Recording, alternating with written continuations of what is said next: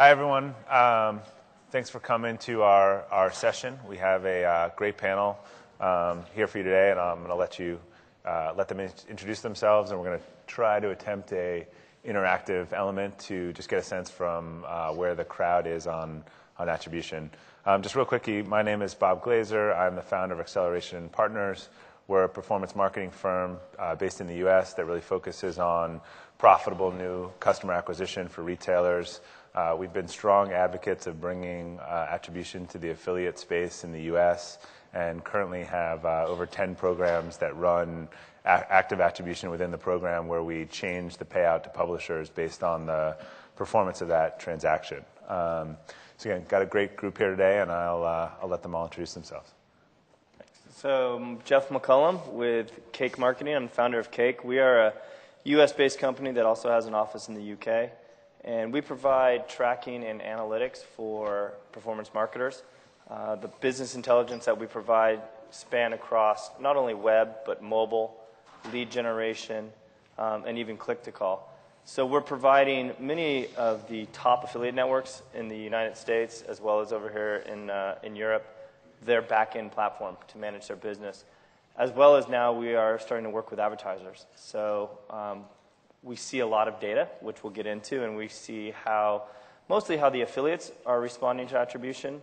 And I want to hopefully share some insight with you guys on their perspective and how the advertisers are playing with the affiliates.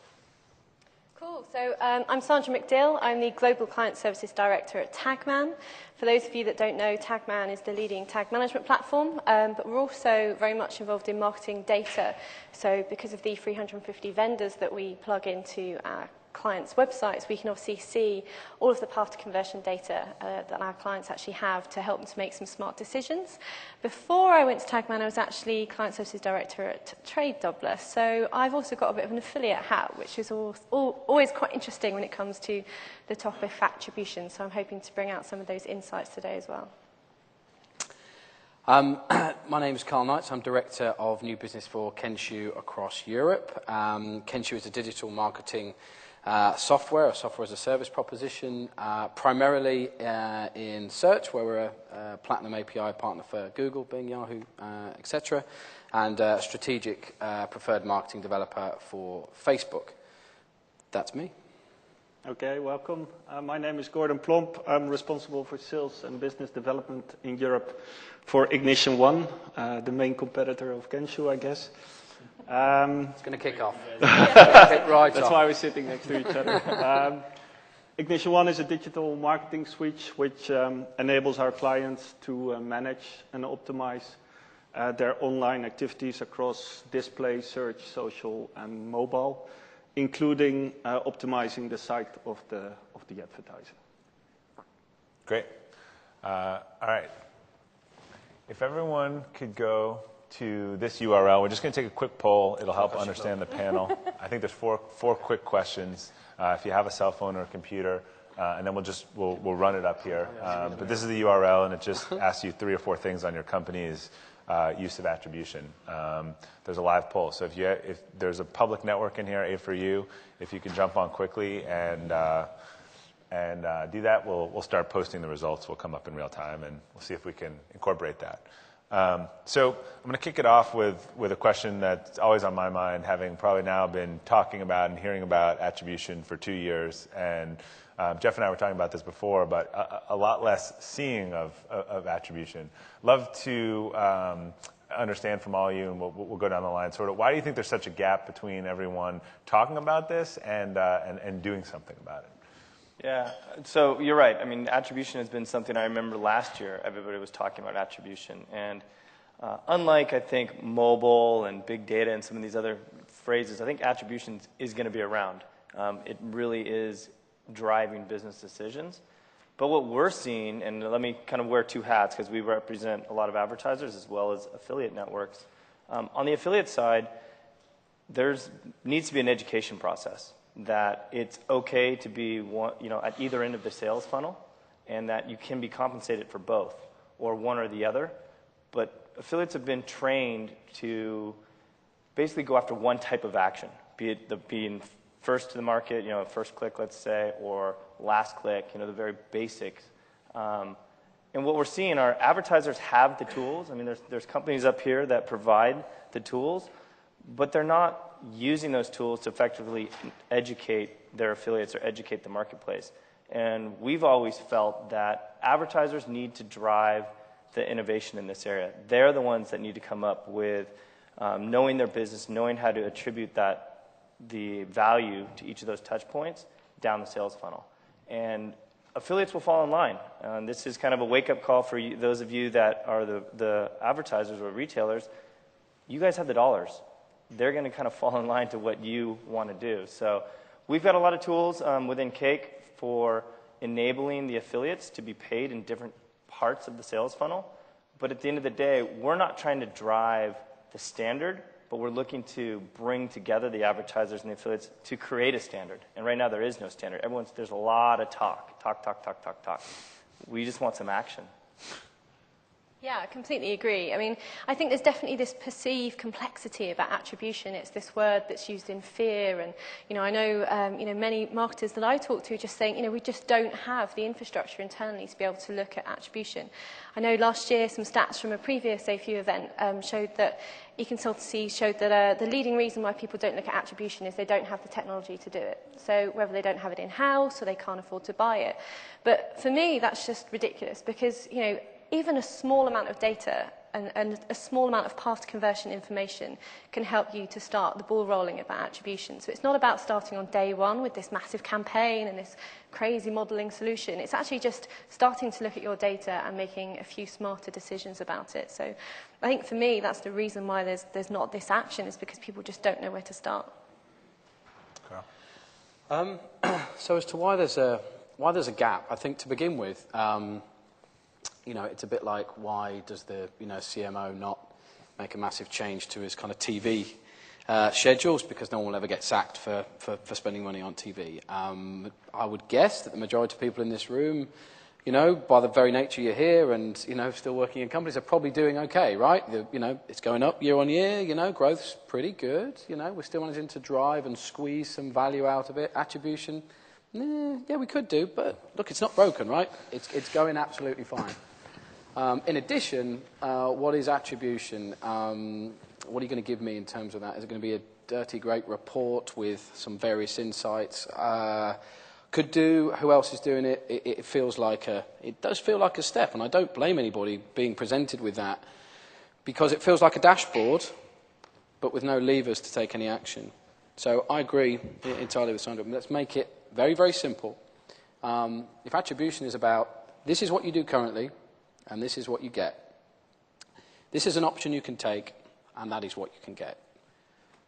What value do you place on that? Well, we're telling you. So therefore, it's about making it actionable. It's not about delivering more and more big data, and everybody loves to kind of spend time talking about big data and understanding it, and we need to harness it and have it in one place and everything else. But very simply, what do you do with that? Well, you just need a simple action, A or B, maybe a C, of which one to take to drive performance. It's about optimization. It's not about understanding everything. It's about day-to-day, how can you drive more money for the businesses that you work in.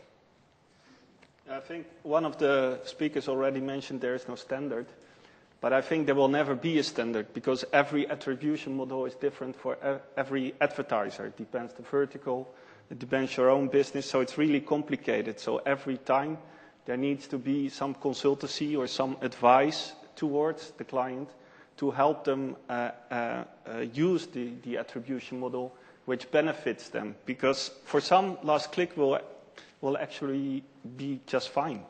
They don't have to go beyond last click necessarily.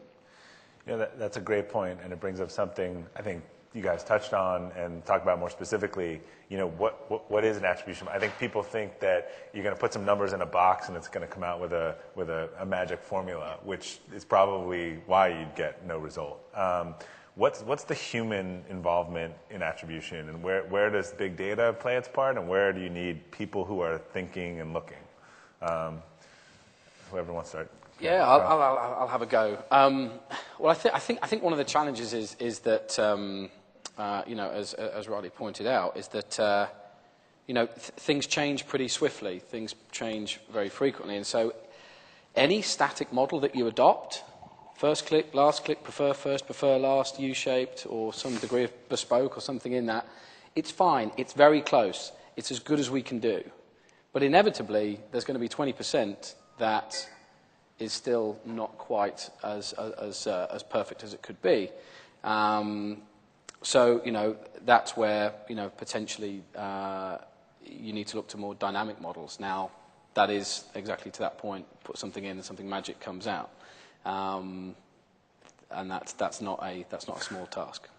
Yeah, I was just going to say something that you said earlier. The human part of it is knowing your business, because every business is different. And so it's taking all the data, looking at the data, and then determining what's best for your business. I think if a good first step is to have an alternative attribution model and just report on it. Just see what would happen if I use this attribution model, and then talk internally also with your partners, your affiliates, what would be the consequences if I use this attribution model instead of the current one. And that's a first step, and then actually using the data to optimize your different channels, which is another big challenge. Yeah, and I don't think you can underestimate the power of gut instinct. Like you say, somebody knows their business better than any piece of technology could, and I think it's quite dangerous to almost say that someone should put their whole marketing campaign based on, an algorithm, whereas the reality is, a competitor of yours might have just launched a massive Facebook campaign. That piece of technology won't know that that's happened. That's you as a marketer being very aware of your competitive environment, being able to see that happen and make some quick judgments and sort of tinker and tailor your campaign in a way that technology just wouldn't be able to. So, it's not about saying that technology can take over. I think it needs to be something that needs to be done hand in hand. So human element is going to be key. And there's going to be change. Yeah. That's the other thing. People have to realize there is change. I mean, I think you mentioned the point earlier. Everyone's sitting here because things are going well, but this is an innovative space. With all of the things that are happening with social and mobile, and now cross channels, across different devices, there's going to be change. There already is change, so it's okay to make a change in your business model, in your attribution model. And like you said, test a lot. Look at it. Hey, what would it look like if it was this way? And what would it look like if this way? And then be transparent with your publishers as well. Hey, guys, I'm thinking about doing this. This is how it's going to affect you. Communication is a big part of it. And I think that's why a lot of the affiliates are scared, is because there is no communication, and they're thinking, attribution means change, which means I'm not going to get paid the way I've traditionally been paid. Well, I'm hearing two things. One is do something, and then test and measure. It sounds like the building it up to be this scary thing is nothing but, there's a point about business model brought up, and I think that's just not discussed enough. We have a client whose product takes a half an hour to personalize, and so an affiliate who comes in the last minute in that model is deemed not very valuable, given that it takes half an hour to personalize. We have another client who targets the impulse purchase, and a whole purchase can be made in 2 minutes. Someone in the last minute is totally different. So it's a perfect example of where the rule won't work. So I'd say most companies today are either operating under last in, which is okay, all in, which I would argue is costing them a lot of money. And they're trying to move towards some multi-channel, especially since a lot of you guys on the service front. I'd love to hear about, if you have them. They're not talked about that much because people tend to keep it a little close to vest. You don't have to say the client, but just an example of someone you're working with who is doing this in a certain way and being smart about it, and kind of what logic they've applied. Start down. Yeah, so what I like as an example is our client Danone, which is actually FMCG. And they started with attribution a year ago. But what's nice is that there is no conversion on the site. It's only about brand awareness. And so instead of using the click, which drives traffic to the website, they use the behavior of the customer on the website to attribute value towards the click, which brought them there. And so that's what we called engagement attribution. And so we move away from just a click, because that doesn't mean that much. If you're in automotive, we know the car configuration part is very, very important. So the click which drove the person to do the car configurator is much more valuable than the last click, which in the end led to a test drive. So I think engagement attribution is something very interesting, which we will hear more about in the future. I'll name the client as well. So it's a core hotels who we've worked with for a couple of years. Some of you may be staying in one this evening. So the Novotel, Ibis, various different Sofitel brands. Very big program, so 750 different programs that we run on their behalf across 70 different countries, and integrating all the various different data around what hotel room, in what location, how many nights, and all that kind of stuff. So the actual conversion is very, very detailed in that respect. And they had a very simple challenge, really, which was that their current tracking capability didn't allow them to fully, as their hunch told them, fully attribute the value of, not just search, but, a number of other activities, although, search is just what we were focused on. And so they implemented our tracking, adopted a U-shaped model, if you're interested, and that actually drove their performance by about 20%. So give us the 30-second on the U-shaped model. U-shaped is so 80% of the conversion goes to the first and the last, so 40% to the first, 40% to the last, and then 20% of the conversion goes to everything else that happens in between. So it might be 10% for 2, 20% to 1, or 5% for 4. And that's the bathtub, as it's also known as. But that worked for them at that point in time, and they've been adopting that for about a year. But at the same time, similar to what Gordon said, they're able to understand what would be the performance if they're running on all the other different linear models.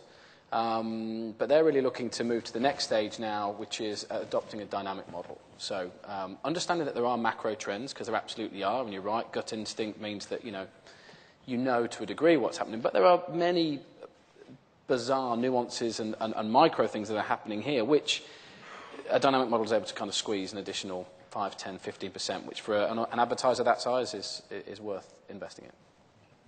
Cool. So I can name mine as well. It's a published case study. So Air New Zealand's probably one of my favourite, I think, because they set out to look beyond the past conversion, really to kind of see what was happening with all of their different sales. They had all of this data, but they just didn't understand what the behaviours were between the different channels. And they had some big campaigns coming up for anyone who saw the campaign with The Hobbit. So everyone flying out to New Zealand to go and see where the film was made. So they needed to get more out of the existing budget. And what I really liked about them is that they actually just started off by looking at the data. And they found that they had a lot of display that wasn't always on. So they were using it in bursts. But when they sort of modelled out using what we call a what-if model to see what it would look like if they had display always on, they realised that they could actually increase their sales. And they did. So they grew their sales by 15% year on year, which was fantastic. They had an increase in ROI, but actually they also decreased their spend whilst increasing in those areas like display and affiliate, because they were actually able just to optimise their budgets in much better ways. And they've actually now moved to more of a best click model. So that's just looking at the different channels that they have and working out the model that best suits their different campaign setup. So it's not necessarily saying that the last click's going to win, it's saying that the one that they deem the best will win the particular sale under certain circumstances. So that's probably my favourite, I think, for somebody who didn't go in with this, massive objective. They just wanted to start from scratch and have a look what was there and got those great results. So with us, we've seen a lot of change recently and I was referring to this earlier about educating affiliates. So we've had some advertisers, 2 in particular. One, I can't name the name, but a large home services company in the United States. You'd all probably recognize this big orange logo. They were very interested in obtaining the value of the leads that they were generating from their purchases. So they were making a lot of media purchases, but they could never attribute actually what the value was from their display as well as from their traditional CPA. So they were tracking, looking at view-throughs, and then also tracking the actual data that was coming in. And they were paying out very little on the first action that actually came in. But then as that lead went down the sales funnel to actually a sold product that was installed, they were then taking that revenue and doing a rev share with the original affiliate that produced that lead, essentially. So for them, and what was interesting for us, it was about educating the marketplace, and this is what I was referring to earlier, because the affiliates at first were taken back because there was change. The change was wow, they're paying me a lot less now on this conversion, but downstream of that was they were getting a lot more if they were driving real value. Now, what this company was able to see is where they were driving real value in terms of their media spend, because a lot of people can get that first click or that first action, but that's not of any value to this particular advertiser. So that brings up an interesting and touchy point, especially in the performance marketing world, where everyone decided it would be last in 5 or 10 years ago for reasons that were more valid then. I think that had to do with number of channels. A lot of people design their business models around being last in, and you can argue whether that's valuable or not to the company. So, you know, I'm curious, you talked about the U model. I think there's a lot of companies employing the model, but they haven't used it, you know, internally for the knowledge, but they haven't changed it into the payout. What's the reaction going to be? What are you guys, when this starts getting actually, whether it's for their own knowledge, it starts getting deployed and changing the payouts, and people go into these transactions, you know, not as clear about what they're going to earn? Who wants to start on that one? Difficult one. Yeah. Well, this is where the rubber hits the road. It's, you know, again, we're moving from talking about it to, I think, people developing their internal model. But you wouldn't be looking at this data if you didn't want to do something with it. Look, I'll kick it off. Yeah. Look, I worked at Trade Doubler for 7 years, and some of my ex-colleagues are in the room right now. And do you know what? I hated attribution. I feared it like the devil, because I just thought every affiliate wouldn't make any money. As an affiliate network, we couldn't make any money. And you know, and I think that's a fear that a lot of people have, and that does just come down to a bit of miseducation in the marketplace, that everyone kind of talks about, you know, affiliate stealing the last click. And you know, I really hope that, you know, we're getting to a stage now where affiliate marketing, performance marketing, is seen as a channel that is no longer kind of dirty and people in their bedrooms generating sales. But you know, people are seeing that change, and I think for me it's just about clients being really honest with affiliates about them wanting to do this and sharing that data with them. And we've seen some great stuff with some clients, people like Bowden, for example, who, you know, started to look at path to conversion data, fearing that, you know, affiliates were going to come in as being last click, and in reality they weren't. You know, actually as a channel they were driving more new customers for them than any of the other channels that they were working with. And also, I think it's really bad to start thinking about affiliates as just one channel by themselves. You know, we're seeing more clients actually starting to split them out, so they're actually thinking about, you know, different affiliates types, but also different affiliates. And my favourite one at the moment is 2 voucher code sites you will all know who they are because they have very similar names. In path to conversion data, it's a very different story. So one of them often appears at the start for this client, and the other one always appears at the end. And, you know, and it shifts around by different clients. This isn't just on, you know, this isn't just something you can apply to everyone. But, you know, I think the reality is affiliates could be earning a significant amount of money if they understood where they came out in the path to conversion and not just had this assumption that they were stealing last clicks. Yeah, I'd agree with that, because we've run some analysis against a client in the States called Dr. Foster's and Smith, which is a kind of vet's kind of stuff for your pets, right? So everything from kind of kitty biscuits to, I don't know, shots for your dog or whatever. Bad example. Anyway, we ran an analysis of our dynamic modeling against all the different kind of static models that you can deploy, and also ran that against all the different channels. And, you know, naturally, as you would expect, guess what? First click favored display advertising the best, but it wasn't quite as you would expect. Branded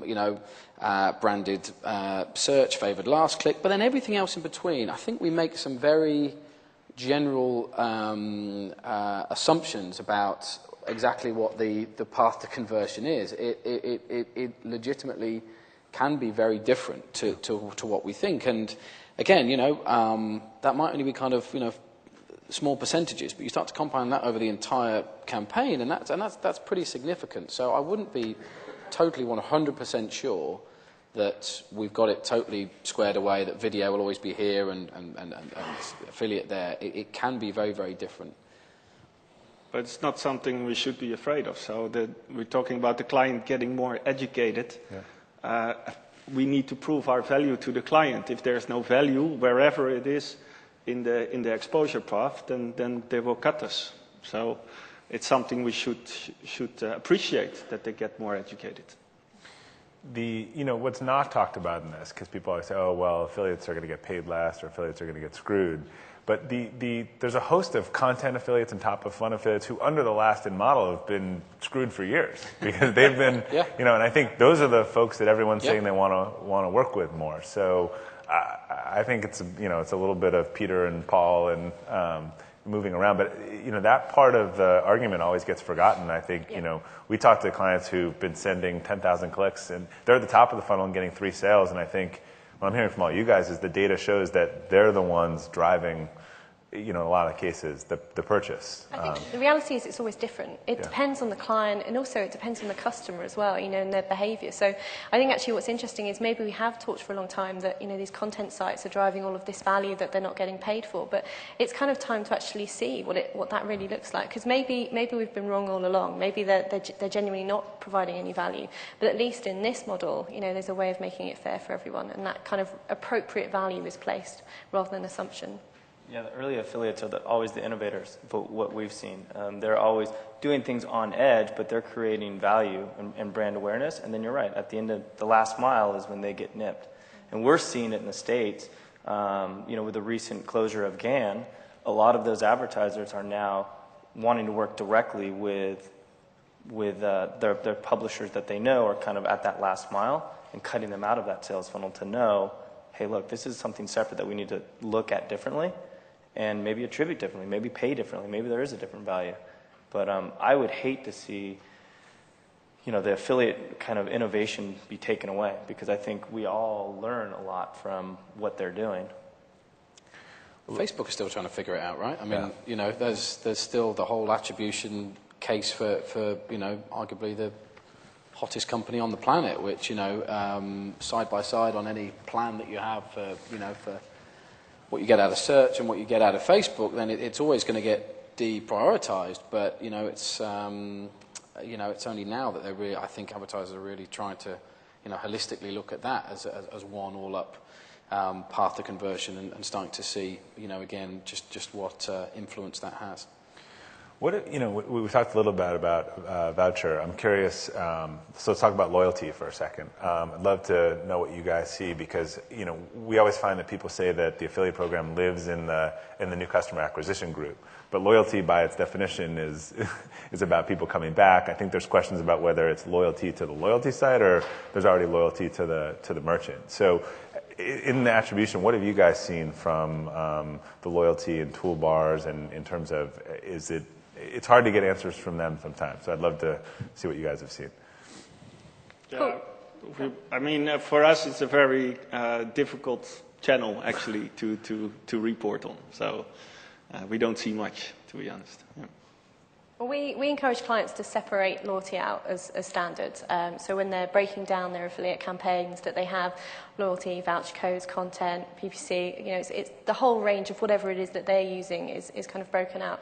But it's interesting. We've got a number of clients who do recognise that actually, new customers are more loyal to that loyalty brand than they are to their own site. And, we've looked at some examples of path to conversion data where if we were to have taken that loyalty site out of the path to conversion, because they were so early down the funnel, there were, up to 30% of sales at risk. Because, of course, if that brand wasn't there, perhaps that consumer would have gone to one of their competitors instead who had an equally good offer on that day. So I think what's going to be difficult, and the conversations we have with loyalty sites are more around the payment structure. So obviously with loyalty, it's very open and transparent to the end consumer that there's this element of cashback. And when you start to introduce something that might be variable, depending on where that person appeared in the path to conversion, it can get very confusing. So I think that's why we're talking to our clients and saying, perhaps you do need to think about loyalty as being a separate channel in your path to conversion, where you have maybe a fixed payment out to them that is separated from the other affiliates so that they're not getting affected, but equally you don't have a mixed message out to your consumer as well. And that's the biggest challenge that we're finding at the moment. That's a great point, and it actually, we should talk about that more, because it seems like a mess from what I've heard of it, because the loyalty sites are saying we need more because we need to share with the consumer, and the sites under attribution are saying, but in some cases we want to give you less, and so you're saying to treat them totally separately, so they always get paid In less? some cases, absolutely. I think, it depends what you treat a loyalty site as being. I mean, I think for a number of, think about the fact that, even these conferences are changing from affiliate to performance because that's what's happening in the marketplace. And I think the word affiliate doesn't actually really apply to loyalty sites in the same way as it might do to other affiliates. And that's the reason why a number of clients are starting to look at them differently. And when they're thinking about maybe different payment models, particularly on Best Click, they're thinking about loyalty being paid slightly differently. But, I think it will always be difficult with a channel where the commercials are on the table from day one, and that the end user is very aware of that. Yeah, exclusively, the affiliate channel that you're talking about there, tough to comment on for similar reasons. But in terms of when we've developed models, do we take into account whether that user has converted before? Yes, we bake that in, and that's critical, as well as taking metrics from lifetime value. So that is all critically part of the modeling process now that you have to bake in. Crucial. Anything? Yeah, no, like I was saying earlier, absolutely. We look at loyalty as its own separate channel. And I think that's what the advertisers are starting to treat it as. We're seeing it firsthand now that they want to pay them separately and look at them as their own channel. Even though they do affect the whole sales funnel, I couldn't agree with you more. It really needs to be pulled out as its own channel. So they get paid, don't get deduped. They get paid either way. Well, again, it kind of gets back to where I was saying. It depends on you got to know your business and what that looks like. But yeah, that absolutely has to be looked at differently. Great. What new technologies are you guys rolling out that's helping to facilitate attribution with your clients?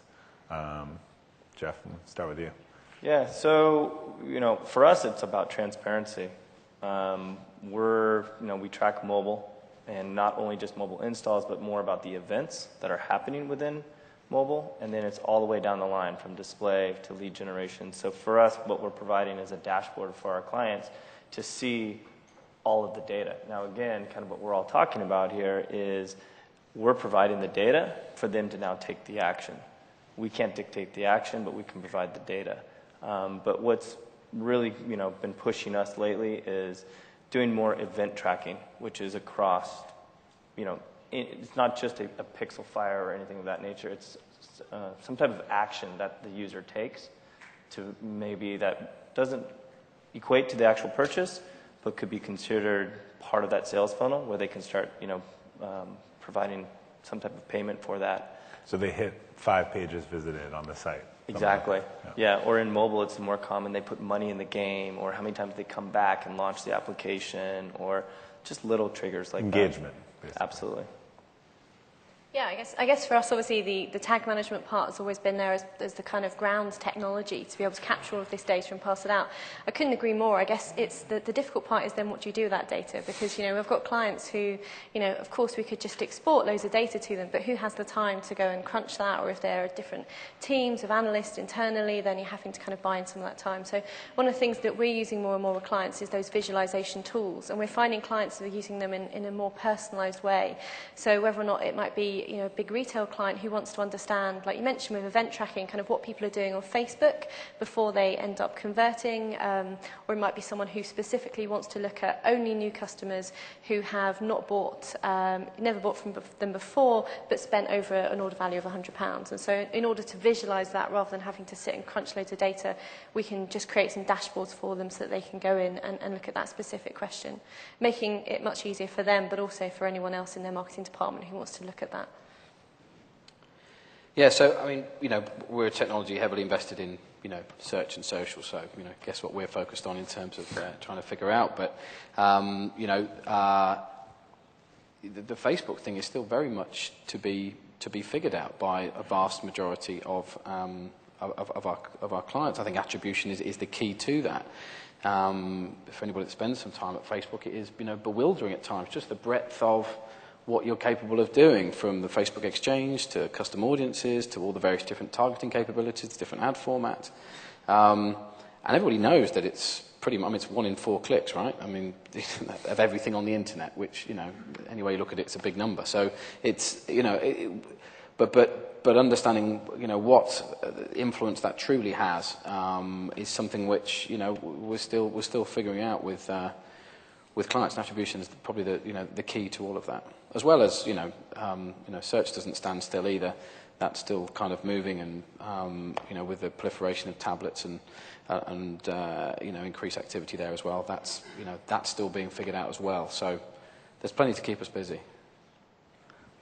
Yeah, so one thing we focus on is optimizing against engagement, auto-optimizing against engagement. So you have your attribution model, and then based on engagement, you're going to choose whether you're going to pay more on search, whether you're going to do more Facebook, more affiliate marketing, or whatever you want to do. That's one thing. And the second is something we call the unified profile story, and that's to be able to track across devices, even if people delete their cookies. Of course, we need a unique identifier, which is still a challenge, and I guess Google is way ahead of all of us. But that could be something very interesting, because now it's mainly based on cookie, and it has a limitation if you do conversion attribution. You stole my next question, because that was going to be... I wanted to make a bridge. Sorry. I have a laptop, an iPad, and an iPhone with me today. So obviously the multi-device, I can look like three people pretty easily. I read about it here. And your family looks like one. Yeah. Right. Yeah. How is that making life... Well, we got your answer, but how is that making life harder, or is technology solving this, or it seems like that complicates attribution a lot? Google Glass. It's the only way you're going to solve attribution, to actually see what everybody's doing. No, I mean, from a technology standpoint, there's right now no accurate way. There's companies like Drawbridge and a lot of companies doing things across multiple devices, but nothing's accurate. It's all trying to put together some algorithms. We do what you can by using a unique identifier, whatever it might be, but there is nothing across all of the different devices. So constantly looking at all the different technologies out there. Yeah, exactly the same for us. I mean, we've got ways, unique identifiers, to be able to look at it, but I think what's really important is knowing that there are limitations. I don't think there's any point pretending that we have one way of looking at everything. And by doing that, at least, that means that you can start to look at certain types of behaviours. Even just understanding where somebody has come from can be really powerful data. And look, we said at the beginning here that there's not been much action in attribution at all. So let's start with what we've got right now and make that kind of work. And then, as technology develops and we have some better ways of measuring it, we can start to add some of that stuff in. Yeah, we figured it out, actually. No, I'm joking. And you're not telling me.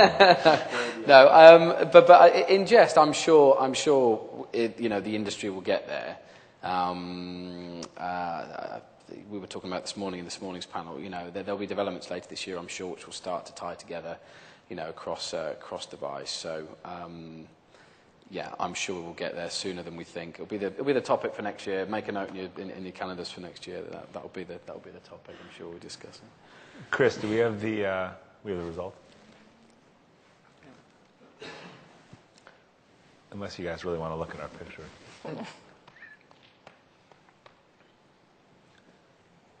All right. So, do you currently track or measure attribution in your company? 60%. Yes, 36% no, and 5% what is attribution? 25 votes. There is like 120 people. This is about, do you use it to affect payouts?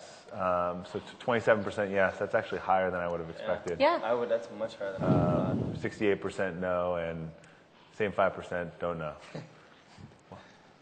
We should do a poll at the end to see if those 5% now know what attribution is. On a scale of 1 to 10, 10 being you're amazing, how would you rate your company's attribution and proficiency? Looks like we have letters. So if anyone knows how to read this, let's call that average. It looks like it's right in the middle. And what? A is 0. Okay. So right in the middle. So we were right. Okay. A few awesomes, a few really bad.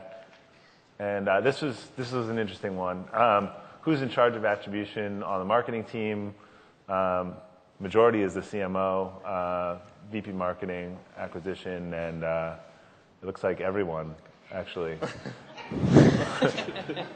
also got in there. So it's actually widely, that one's pretty disparate, but actually more people using to affect payouts than I would have thought. 27% is really high. Yeah, that's high.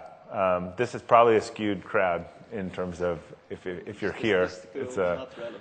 and in this session. Well, I want to open up for some questions, but I thought a good kind of last question for everyone would be, what are your big do's and don'ts when thinking about attribution, if you haven't copied them already?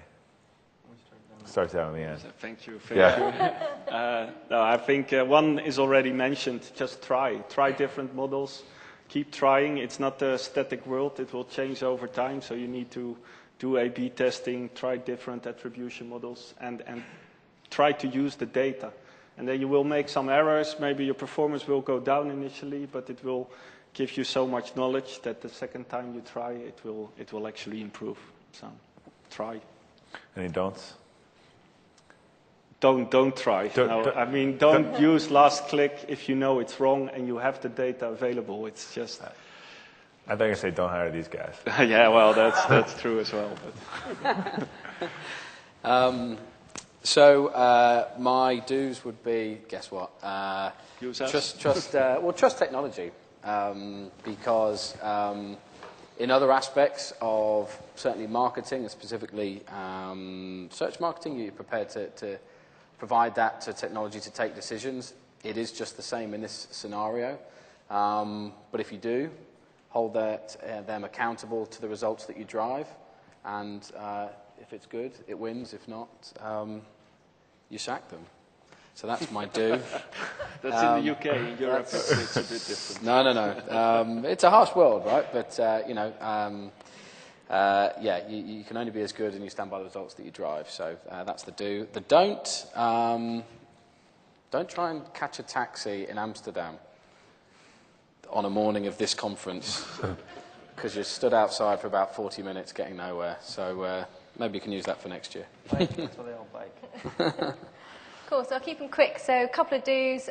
Firstly, do involve everyone in your organisation. There's no point trying to execute an attribution strategy if you're the affiliate manager, if you haven't told the search manager that you're going to do it. But also tell your offline teams as well. There's so much data that you can get from the offline stuff you're doing, your TV campaigns, the stuff that you're doing in radio, and get those guys involved as well. See if you can find any interesting information. And also do tell all of your agencies and partners and affiliates that you're working with. Don't do an attribution analysis in secret and then suddenly launch it on the first of a month because everyone's going to be really annoyed with you. And I guess finally, don't kind of just go with the first thing that you see. I think there's some clients I've worked with who, think they've got that kind of magic bullet moment on day one of looking at attribution data and suddenly put in a massive strategy for the next year on a particular model. It's not going to work. So, see what you can find on day one, then have a look on day two and keep testing and keep kind of refreshing it because the industry innovates, so you need to make sure you're doing it as well. Yeah, I mean, just to summarize what they all said, I couldn't agree with you more. I mean, all of us here represent technology companies. We're here providing you guys the technology. So I would say look at the solutions that are out there and do something. Most importantly, do something. You've got to test, like we've talked about. Don't trust necessarily the first thing because everything is evolving.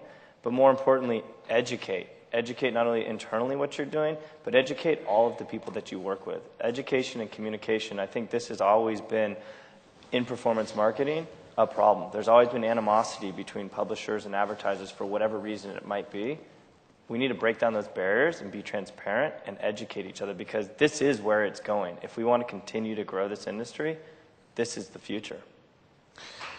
I have one quick story and then take a question if we have time. Yeah. The taxi comment actually made me think of, there's a guest post we put on our blog by a guy named Pat White in the U.S., who's one of the most brilliant performance marketers, and it's called Attribution from the View of a Doorman. And this gets to the human element. He said if Jeff took a train to the airplane, flew here, took a train, took a cab, went to his hotel, and he asked the doorman, how he got there, he'd say, oh, he arrived in a cab. But if you asked Jeff, he'd say, I flew. So, that really gets to not overcomplicating it and figuring out, what the person who had the intent did. So, Anyone have a question? I think we probably have time for one or two. Go ahead. You may have to yell. I don't know if there's a mic. Could you talk a little bit about how the do not track movement is going to evolve in the US and Europe, and how that will affect our ability to track the customer journey? It's a good question. It's For the something. tracking technology. No, it's something that's been on our mind for a while. I mean, it's always been the case, even when I was working at Trade Doubler, that technologies, and movements to get people to remove cookies or not to track things that they're doing online have always been a problem, and it will always be a problem for performance marketing as it is for attribution. I guess the thing that we're really doing is looking at kind of ways around that by going first party, by talking to our clients about kind of ways that we can look at their data whilst to a certain extent excluding the do not track, but kind of taking into account its percentage and the overall impact it might have had on their campaigns. But it's something that I think, on behalf probably of every technology company in this room who works in this space, is something we're all very aware of. And I think it's just something we'll just need to keep an eye on and incorporate into the work that we do. Yeah, they've been talking about this for years, right? That this is going to be something that's going to take place. I think they realize that it will shake up a multi-billion-dollar industry. So I think people are hesitant to move quickly on it. But technology companies like ourselves, we've already been thinking about what does this world look like without cookies. We've developed something called session regeneration, which is cookieless tracking. And at the end of the day, it works. It's fingerprinting essentially. Yeah. It's a disadvantage to all of us, though, because it's not as accurate, but it works. It's within a couple percentage of being accurate, but still, it doesn't have the lifetime. You can't. There's not a lot of things you can do moving forward with it. So, I think, technology companies like ourselves and guys up here, we're always looking for something new to evolve, beyond cookies. Yeah, one more question.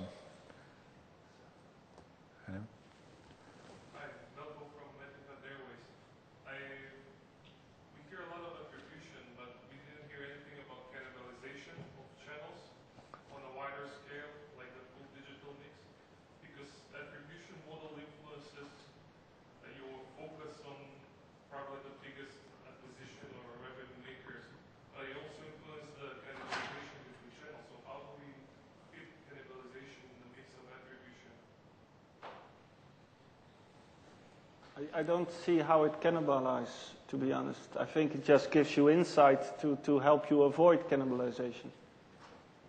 Yeah, but from my standpoint, it also influences the focus and the investment of resources in specific channels. So the bigger attribution a specific channel has, the more it cannibalizes the other channels.